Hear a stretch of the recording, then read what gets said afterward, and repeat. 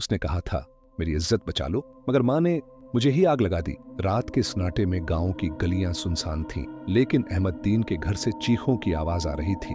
ओमी, please, मैंने कुछ गलत नहीं किया। 16 साला जैनब अपने आंसुओं में डूबी हाथ जोड़े माँ से फरियाद कर रही थी। माँ, रखसाना बीबी गुस्से में कांप रही थी। तूने खानदान का सिर झुका दिया है जैनब, ये इज्जत, ये गैरत, सब कुछ खत्म कर दिया तूने। असल बात ये थी कि जैनब का एक लड़के के साथ सिर्फ फोन पर बात करना पकड़ा गया था।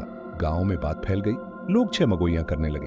अम्मी, वो लड़का बस मेरा दोस्त था, बस इतनी सी बात है। दोस्ती? लड़की होकर दोस्ती? तूने हमें मरवा दिया जैनब। बाप घर से बाहर था और पूरा खानदान जैनब को मुजरिम समझ चुका था। इसी रात रखसाना बीबी ने कमरे को बंद किया, दरवाजे पर ताला लगाया, जैनब को एक तरफ धकेल कर लकड़ियां, मिट्टी का तेल और माचिस ले आई। जैनब की आवाज कांप रही थी, आमी, खुदा का वास्ता है, आप माँ हैं मेरी। लेकिन माँ के दिमाग में सिर्फ एक जुमला गूंज रहा था, इज्जत बचानी है, इज्जत बचानी है। और अगले लम्हे आग जल उठी। जैनब की चीखें पूरे मोहल्ले ने सुने, मगर कोई ना बोला, कोई ना आया। सब जानते थे माँ गैरत के नाम पर किया कर रही है। अगले दिन सिर्फ राख बची थी।